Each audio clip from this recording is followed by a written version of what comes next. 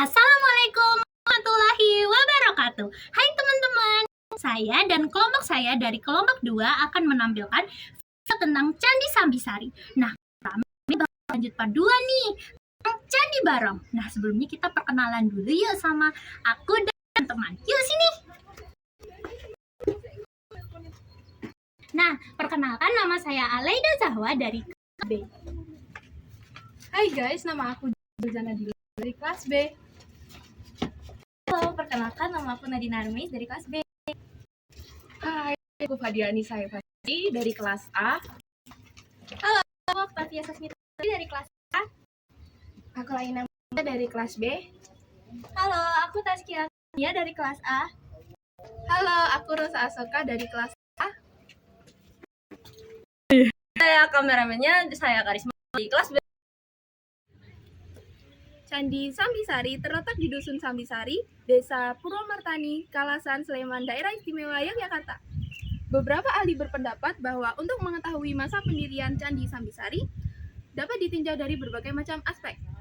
Dari segi arsitektur, R. Sukmono menggolongkan Candi Sambisari berasal dari abad ke-8 Masehi. Pendirian Candi Sambisari diperkirakan semasa dengan pendirian Candi Prambanan, Candi Pelasan, dan Candi Sajiwan, yaitu sekitar abad ke-9 sampai 10 Masehi.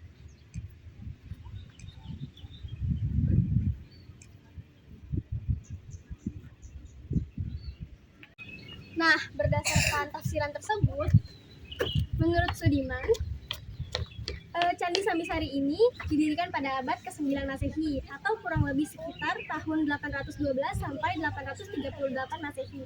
Pendapat ini juga didukung oleh adanya penemuan lempengan emas bertulis atau prasasti. Karena berdasarkan tafsiran paleografis, Bukhari menyebutkan bahwa tulisan tersebut berasal dari sekitar abad ke-9 Masehi.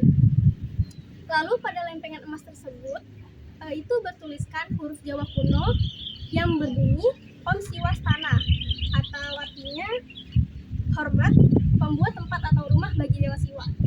Jadi Candi Sambisari ini merupakan kelompok percandian yang terdiri dari pertama, bisa dilihat di sebelah sana, itu merupakan candi induk, dan yang 3 di depan ini merupakan 3 candi perwara kecil yang ada di depannya.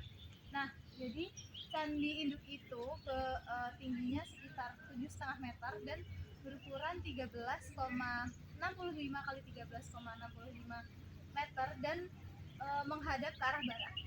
Di sini aku bakal ngajak kalian keliling untuk melihat 3 arca. Yang pertama ada di bagian utara.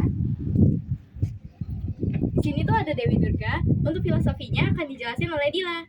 Dila. Oke semuanya. Nah, jadi arca Durga Mahiyasura Mardini ini merupakan arca dewi yang dikenal di agama Hindu. Nah, jadi dikenal sebagai dewi yang berparas cantik, namun juga terkadang dikenal sebagai dewi yang menyeramkan. Nah, dalam pengarcaan diwujudkan secara antropomorfik, yaitu wujud manusia. Nah, ayo kita ke sebelah timur. Nah, di sebelah timur ini ada patung arca, yaitu arca Dewa Ganesha. Nah, jadi arca Dewa Ganesha akan dijelaskan oleh Nadine. Sini. Nah, Dewa Ganesha ini merupakan dewa yang biasanya dikenal sebagai dewa pengetahuan, terus kecerdasan, penghalau rintangan, dan pemberi kesejahteraan serta kebijaksanaan di pemujanya tuh. Nah, selanjutnya kita akan ke bagian selatan, yaitu ada Dewi Agastya. Nah, ada Dewi Agastya itu di bagian selatan. Untuk filosofinya dijelaskan oleh Dila. Oke. Jadi arca Agastya merupakan seorang maharsi Hindu yang dia itu sangat sangat berjasa karena jasanya dalam penyebaran agama Hindu yang dia itu berasal dari lembah Sindhu hingga disebarkan ke Nusantara. Jadi dia sangat berjasa atas penyebaran agama Hindu yang ada di Indonesia. Halo, balik lagi ke aku Nadine. Jadi aku bakal ngajak kalian masuk ke dalam, tapi sebelum itu Aku bakal ngeliatin kalau di sini tuh ada dua relung. Relung ini ditempati oleh Mahakala dan Nandiswara atau disebut juga sebagai arca penjaga. Terus sebagai arca penjaga pintu masuk ke candi.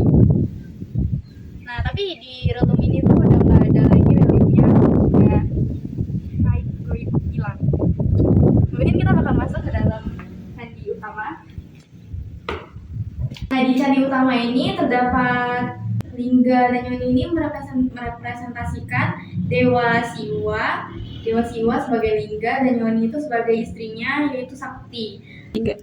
Nah, lingga dan yoni ini melambangkan sebagai lingga itu alat kelaminnya pria dan yoni itu alat kelaminnya wanita. Halo semuanya, jadi sekarang saya sudah berada di induk dari Sambisari ini. Kemudian ketika kita melihat ke lantai selatan, kita dapat melihat ada batu pipih yang memiliki tonjol di atasnya. Tonjolannya itu bentuknya seperti umpak. Umpak itu adalah unsur bangunan yang berfungsi sebagai fondasi ketika kita mau membangun tiang yang berfungsi kayu. Dan ini adalah umpak dan ini adalah batu pipihnya. Dan di sini terdapat 8 buah batu pipih yang berbentuk bulat. Terdapat 4 buah batu pipih yang berbentuk persegi. Jadi kalau di total semuanya ada 12 buah batu pipih yang terdapat di lantai selasar candi induk ini. Kemudian ketika kita melihat candinya ini, dia memiliki sisi yang besarnya itu sekitar 5 kali 5 meter. Dan tingginya ini dia setinggi 2,5 meter. Kemudian ketika kita pergi menuju barat, kita bisa melihat tangga untuk menaiki lantai selasar ini. Nah, dan di sini ada pagar yang sebesar 2,5 meter. Kemudian ketika kita melihat ke arah sini ada pagar-pagar yang mengelilingi tubuh candi dari candi induk. Dan pagarnya ini dinamai sebagai pagar langkan. Nah, kemudian Serat-Yoni ini mengarah ke bagian utara, ke arah utara. Kemudian di bawahnya ada hiasan seekor naga. Di atas yoni ini ada lingga yang di bawahnya terdapat perigi yang dinding-dindingnya dilapisi oleh batu andesit berbentuk persegi. Di dalam perigi ini tidak ditemukan benda apapun selain tanah biasa. Kemudian di depan candi induk terdapat tiga candi perwara, yaitu perwara tengah. Candi perwara tengah berukuran 4,9 kali 4,8 meter.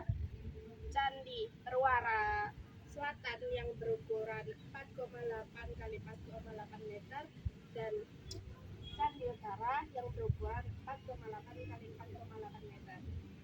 Pada candi perwara tengah dan utara, tengah-tengah ruangan yang dikelilingi oleh pagar langkan terdapat lapik atau padestal berbentuk butir sangkar dan di atasnya terdapat padmasana. Sedangkan pada candi perwara selatan tidak ditemukan apapun.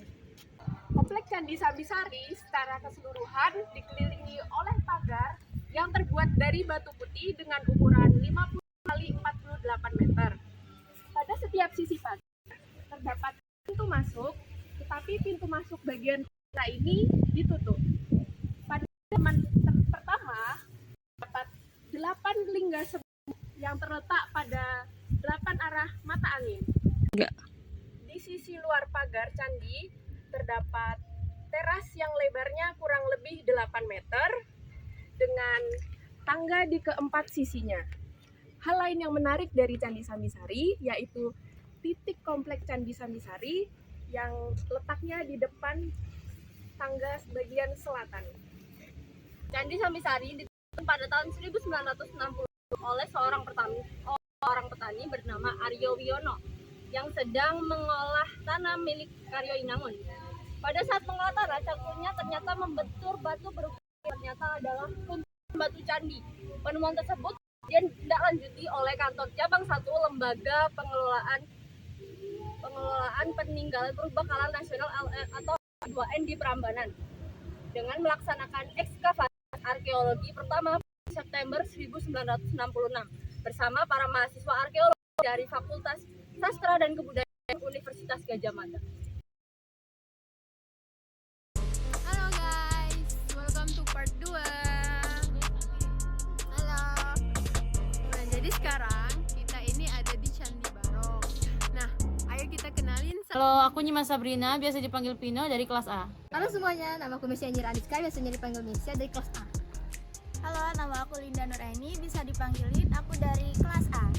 Halo, aku Putri Ungu Harahap, biasa dipanggil Putri dari kelas B. Halo semuanya, aku Yasmin dari Sugianta dari kelas B. Halo, perkenalkan nama saya Almira Desi Cantika, biasa dipanggil Almira dari kelas B. Perkenalkan, nama aku Ivan dari kelas B. Nama aku Fatir dari kelas A.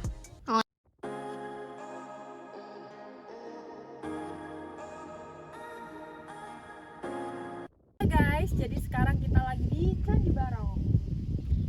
Candi Barong diperkirakan dibangun pada abad ke-9 dan ke-10 Masehi sebagai peninggalan kerajaan Medang periode Mataram.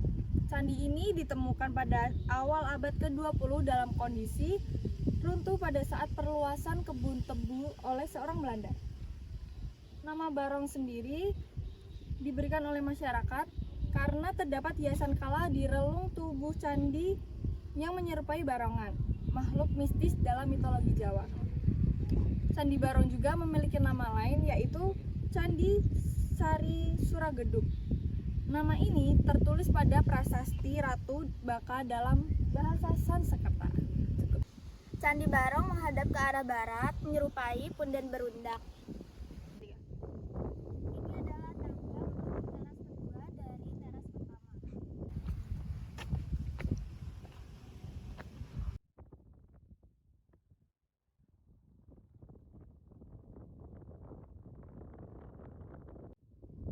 Sebelum memasuki teras tertinggi, terdapat gerbang batu lapisan kecil yang mengapit tangan.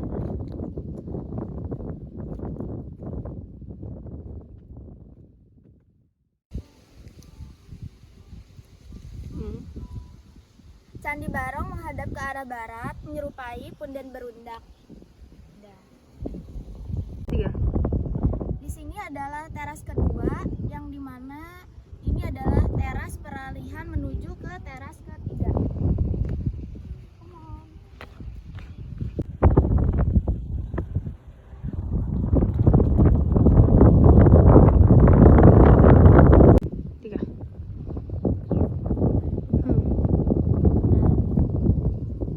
Sebelum memasuki teras tertinggi, terdapat gerbang batu lapisan kecil yang mengapit tangan.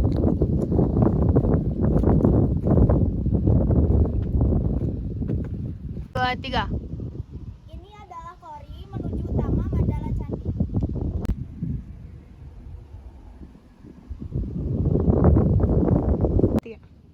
Pada bagian teras tertinggi terdapat 2 bangunan candi untuk pemujaan. Diperkirakan kepada Dewa. 1, 2, 3. Kala pada candi masa klasik Jawa Tengah digambarkan dengan gaya garang dan menyeramkan. Sebaliknya pada candi masa klasik Jawa Timur justru digambarkan dengan gaya tersenyum. Meski demikian, ada pula gambaran kala yang cukup berbeda dari candi Hindu pada masa klasik Jawa Tengah yang berlokasi di daerah Sleman, DIY.